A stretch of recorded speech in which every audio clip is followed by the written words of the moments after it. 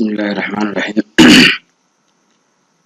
وسلامتين دبان أرض المستقبل meel kasta joogtaanba waxaan bilaabaynaa casharkeena historyga ah ee noo sii socday.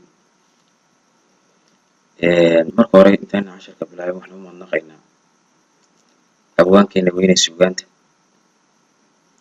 ee macalinka Soomaaliga idinaya abwaan Maxamed Shalaq oo barnaamijkan in badan ka qayb qaatay soo horgelin lahaa oo socodsiin lahaa.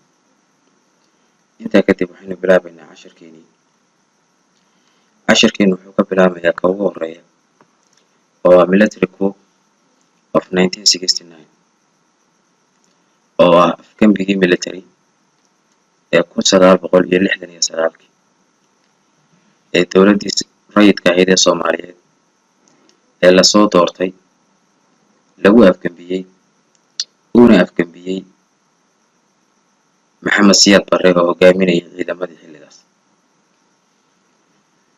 dowladda rayidka waxay ka koobnayd baarlamaan sidoo kale waxay ka koobnayd xisbiyo waxaana waqtigaa talada hayay ninkii la oran jiray Cabdirashiid Cali Sharmaarke oo si doorasho ah loo soo doorto baarlamaanku ay soo doorteen kadib markii xukunkii laga qaaday Aadan Cabdullaahi Ismaan oo noqonaya madaxweynihii ugu horreeyay ee Soomaaliyeed aan hore u soo sheegnay.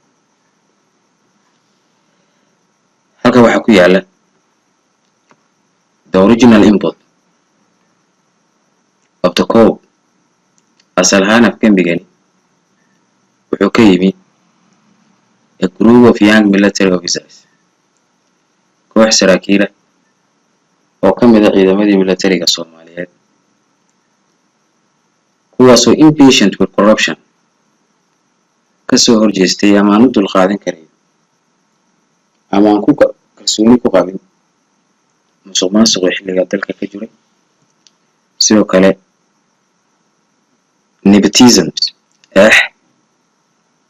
diidana an insufficient government iyo dowlad aan lagu kalsoonayn oo dalkan aan horumar gaarsiinayn ayay damceen u arkayeen xilligaas inay tahay saa darteed ayay u inqilaabeen.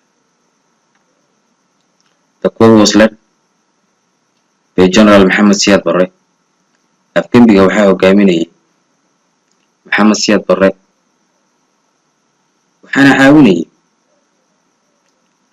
qaar ka mid ah golihiisii saraakiisha oo inta badan lagu qiyaaso inay ahaayeen 24 saraakiil military ah.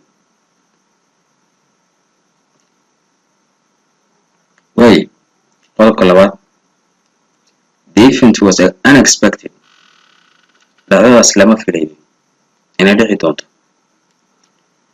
ra'iisul wasaare xilligaa Maxamed Xaaji Ibraahim Cigaal ee Cabdirashiid Cali Sharmaarke markuu madaxweynaha ra'iisul wasaaraha u ahaa wuxuu ku maqnaa an official visit booqasho rasmi ah ayuu wuxuu ku joogay Mareykanka gaar ahaan wuxuu ka qayb galayay TSA attending the United Nations General Assembly golaha guud ee loo dhan yahay ee qaramada midoobay ee bisha September dhaca sanad kasta. halka madaxweyne Cabdirashiid Cali Sharmaarke isla xilligaa uu ku maqnaa uu soo aaday gobollo ay ka dhaceen abaari oo ay ka mid tahay gobolka Sool. isagoo Cabdirashiid jooga Wayla City in Laascaanood isagoo ku sugan magaalada Laascaanood. The president was shot dead. madaxweynihii waa la toogtay oo waa la dilay by one of his police guards. waxaana dilay mid ka mid ah ilaaladiisii ciidanka. warkani markuu soo baxay in madaxweynihii la dilay ra'iisul wasaarihii wuxuu dib ugu soo noqday oo Maxamed Xaaji Ibraahim Cigaal haastan baagta Muqdisho wuxuu soo cararay usoo degdegay magaalada Muqdisho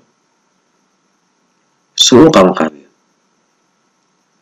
to organize the election of new president in la doorto madaxweyne cusub. at late night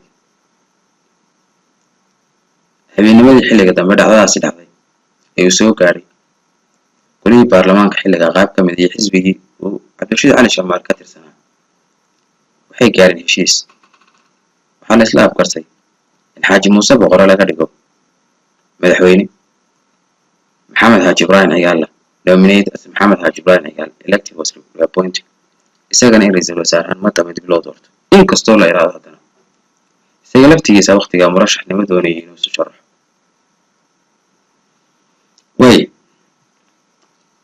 iyagu taladoodu saasay ahayd, laakiin tala kalaa jirtay oo kuli gacanka sare ah. habeennimadii markay saasi dhacday inta ay ku ballameen ayaa subaxeedii hore in early hours of 21 October, saacadihii ugu horreeyay 21 October 1969, the Arab of Revolutionary Council, kuli gacanka sare ee Soomaaliyeed ayaa waxay la wareegeen dhammaantood shaqooyinkii dowladda marka lagu daro caasimadii.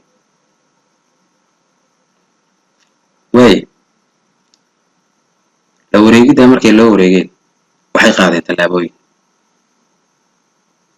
tallaabada ugu horeysa waxaa ka mid ah members of the leading government, xubnihii dowladda hogaaminayay, and other politicians, iyo siyaasiyiintii kale ee dowladda rayidka ka midka ahi, were placed in detention or murdered.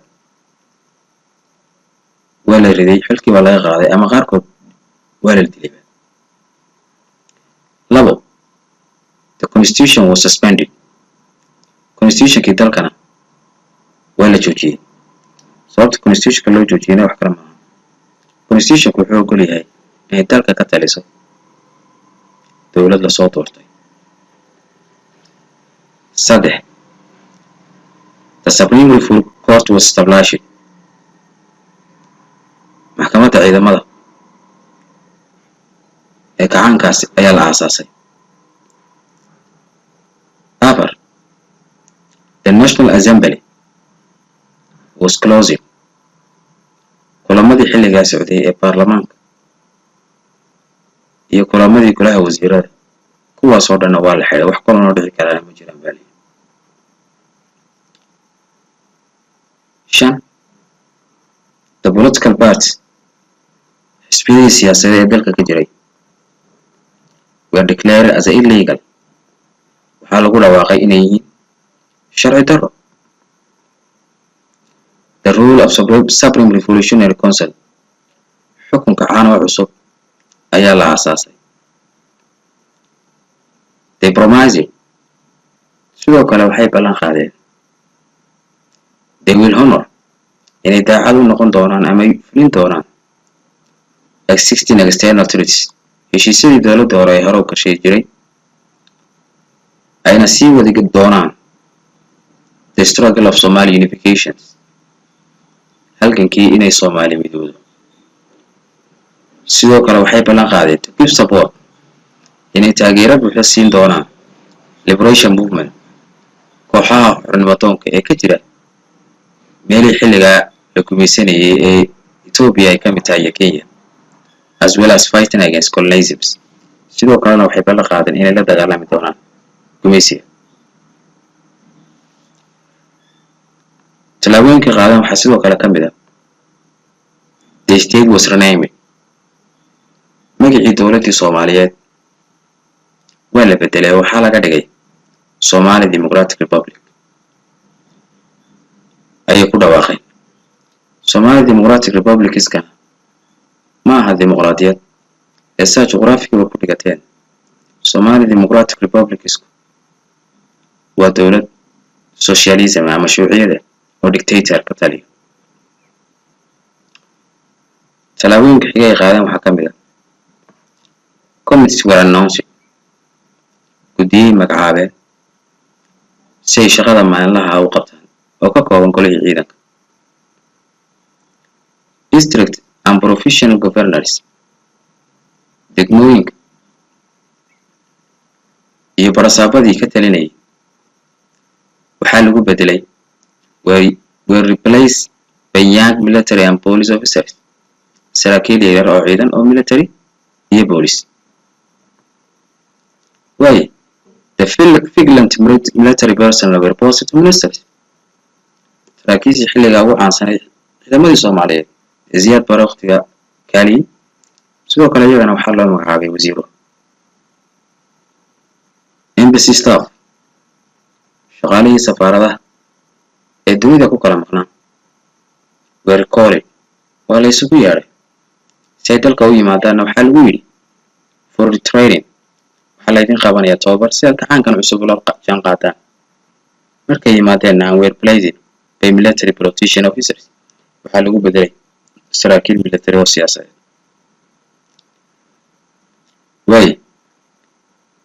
The official suspected irregularities saraakiisha laftiga looga shakiyey inaanay daacad u hayn xukunkan were arrested waa la xiri jiray ama waxaa loo gudbin jiray maxkamad oo la oran jiray waxaa baaris ku wada pending proceeding court.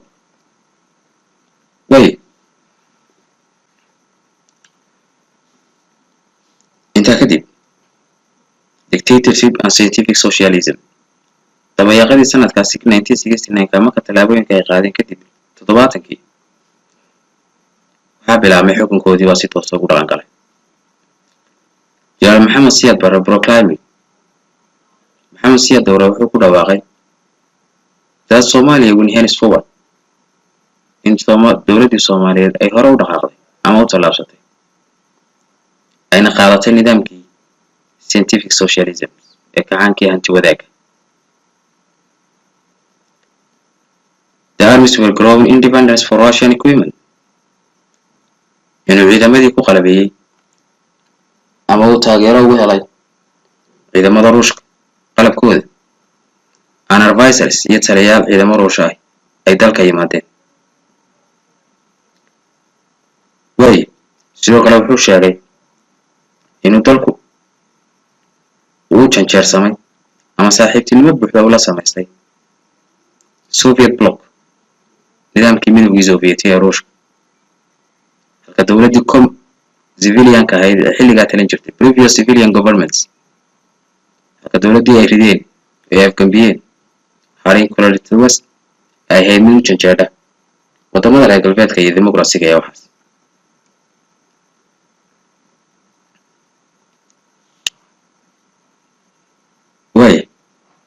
casharkeenu intaa haynoo joogo halkaas in kasii bilaabi doonaa wixii dambe waad mahadsantihiin.